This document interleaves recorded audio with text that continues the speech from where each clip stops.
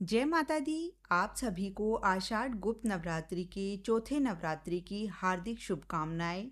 10 महाविद्या में चौथी देवी माँ भुवनेश्वरी की पूजा व साधना गुप्त नवरात्रि के चौथे दिन की जाती है और इनकी जयंती भाद्रपद मास के शुक्ल पक्ष की द्वादशी तिथि को मनाई जाती है।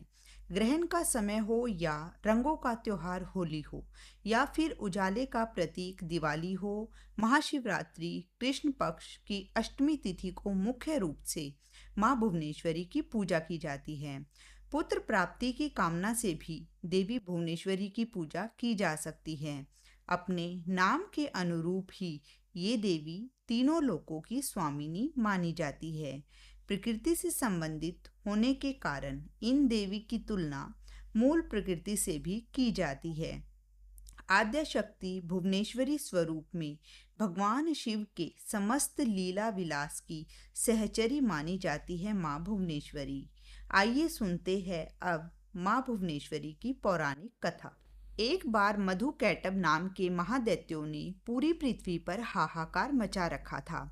तब सभी देवगण मिलकर भगवान श्री हरि के पास गए और उन्हें अपनी निद्रा का त्याग करने के लिए उनसे हाथ जोड़कर प्रार्थना करने लगे ताकि वे जल्दी से अपनी निद्रा का त्याग कर मधु कैटब को मारकर उन सभी की रक्षा कर सके।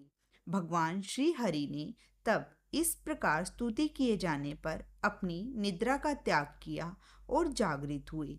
तब उन्होंने 5000 वर्षों तक मधु कैटब नाम के दैत्यों से भयंकर युद्ध किया। बहुत अधिक समय तक युद्ध करते हुए भगवान श्री हरि थक गए क्योंकि वो अकेले ही युद्ध कर रहे थे। अंत में उन्होंने अपने अंतःकरण की शक्ति योग माया से सहायता के लिए प्रार्थना की। तब देवी ने उन्हें आश्वस्त किया कि वे उन दैत्यों को अपनी माया से मोहित कर देंगी। योग माया आद्य शक्ति की माया से मोहित होकर दोनों दैत्य भाई भगवान श्री हरि से कहने लगे कि हमारा वध ऐसे स्थान पर कीजिए कि जहाँ पर ना तो जल हो और ना ही थल।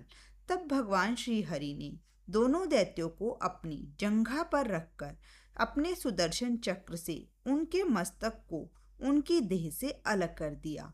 इस प्रकार मधु कैटब का वध किया, परंतु वे केवल निमित्त मात्र ही थे। उसके बाद श्री ब्रह्मा विष्णु महेश ने देवी आदि शक्ति योग निद्रा महामाया की स्तुति की, जिससे प्रसन्न होकर आदि शक्ति ने ब्रह्मा जी को सृजन, विष्णु जी को पालन और शंकर जी को संहार के देव के रूप में चुन लिया। ब्रह्मा जी ने देवी आदि शक्ति से प्रश्न किया कि अभी तो चारों ओर केवल जल ही जल फैला हुआ है, पंच तत्व गुण तन मात्राएं और इंद्रियां कुछ भी व्याप्त नहीं है, इसलिए तीनों देव शक्तिहीन हैं।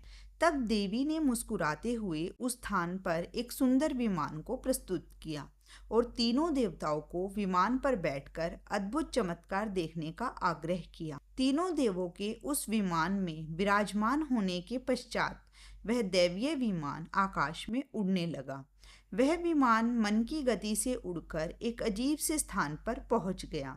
ये स्थान असल में रत्नों का द्वीप था, जिसके चारों तरफ अमृत का सागर और मनमोहक आकर्षक जंगल थे।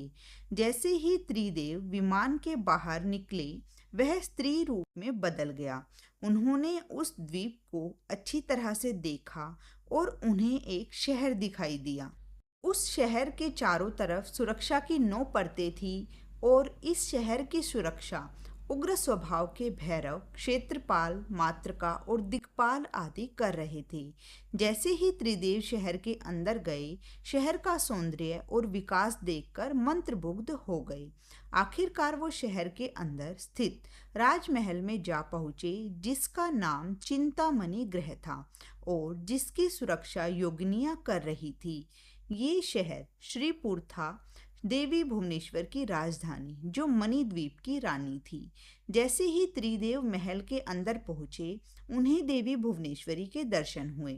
उनकी छटा लाल रंग की थी, वो त्रिनेत्र वाली थी। 4 भुजाओं वाली माँ भुवनेश्वरी लाल रंग के वस्त्र और आभूषण धारण किए हुए थी। उनके शरीर पर लाल चंदन का लेप था और उन्होंने लाल कमल की माला धारण की हुई थी।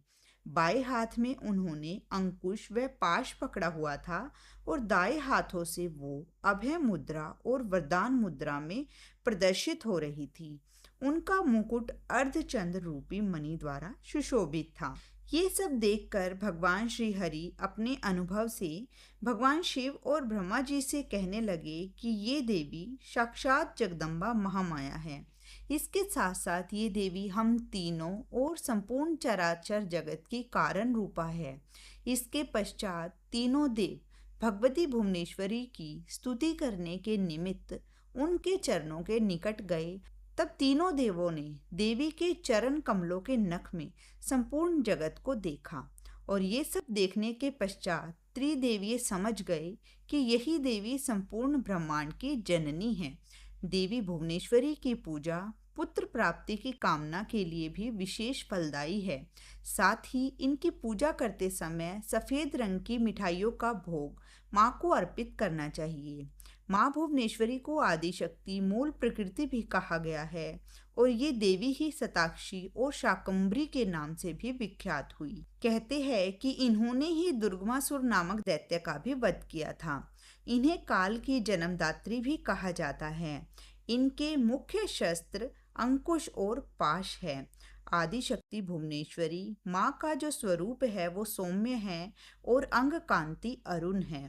देवी भुवनेश्वरी के एक मुख और 4 भुजाएं हैं। 4 भुजाओं में गदा शक्ति का, राजदंड व्यवस्था का प्रतीक है, माला नियमितता का और आशीर्वाद मुद्रा प्रजापालन की भावना का प्रतीक है, आसन शासन पीठ सर्वोच्च सत्ता का प्रतीक है। इस प्रकार सर्वस्वरूपा मूल प्रकृति ही भुवनेश्वरी है, जो विश्व को वमन करने के कारण वामा, शिवमयी होने से ज्येष्ठा, कर्म नियंत्रण, फल दान करने और जीवों को दंडित करने के कारण रौद्री भी कही जाती है। भगवान शिव का वाम भाग ही भुवनेश्वरी कहलाती है और भुवनेश्वरी के संग से ही भुवनेश्वर सदाशिव को सर्वेश होने की योग्यता प्राप्त होती है। महानिर्वाण तंत्र के अनुसार समस्त महाविद्याएं भगवती भुवनेश्वरी की सेवा में सदा संलग्न रहती हैं। 7 करोड़ महामंत्र इनकी सदा ही आराधना करते हैं। महाविद्या भुवनेश्वरी की साधना करने के लिए सबसे पहले आपके पास देवी का कोई भी चित्र, यंत्र या मूर्ति होनी चाहिए और यदि इनमें से कुछ भी नहीं है तो आपके रत्न या रुद्राक्ष पर भी आप पूजा कर सकते हैं। घी का दीपक या तिल के तेल का दीपक आप जलाए, धूप अगरबत्ती जलाए। बैठने के लिए कुशा का आसन या ऊनी आसन होना चाहिए। जाप के लिए रुद्राक्ष की माला हो। एक आचमनी पात्र जल पात्र रखे। हल्दी, कुमकुम, अष्टगंध, अक्षत, पुष्प और नैवेद्य के लिए मिठाई या दूध से बनी कोई भी वस्तु, कोई भी मौसमी फल माँ को अर्पित करे। यदि ये वस्तुएं आपके पास उपलब्ध नहीं हैं तो भी परेशान ना हो। केवल सच्चे मन से, मानसिक भाव से भी माँ का पूजन किया जा सकता है। सबसे पहले गुरु का स्मरण किया जाता है। ओम गुम गुरुभ्यो नमः। फिर आचमनी या चम्मच से 3 बार बाएं हाथ से दाएं हाथ में जल लेकर 3 बार आचमन किया जाता है, यानी कि हथेली पर रखे जल को पिया जाता है। फिर माँ की चौकी पर पुष्प व अक्षत अर्पित करे। उसके बाद अपने आसन को स्पर्श करे। एक कलश में जल भरकर रखे और ओम क्लश मंडलाय नमः इस मंत्र का जाप करें। अब दाहिने हाथ में जल, पुष्प और अक्षत लेकर महाविद्या भुवनेश्वरी की पूजा का संकल्प ले, क्योंकि नवरात्रि में चौथे दिन माँ कुष्मांडा की भी पूजा करने का विधान है।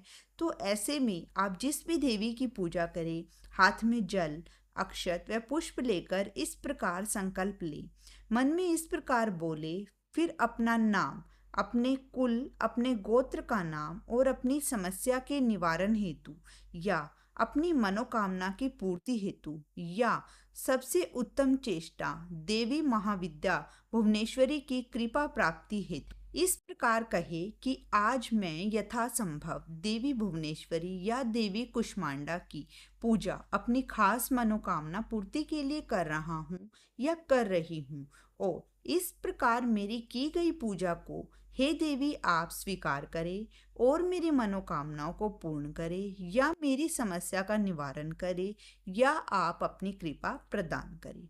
और फिर संकल्पित जल को देवी के चरणों में अर्पित कर दे।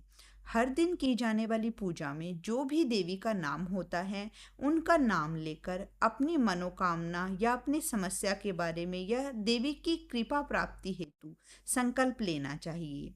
उसके बाद विधि विधान पूर्वक महाविद्या भुवनेश्वरी की या जो भी देवी हैं उनकी पूजा की जानी चाहिए।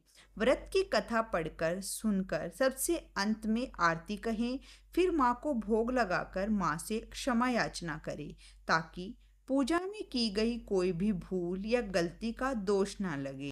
भोग में यदि कोई विशेष भोग आपके पास नहीं है तो भी कोई बात नहीं है, आप केवल लौंग और बताशा का भोग भी माँ को अर्पित कर सकते हैं।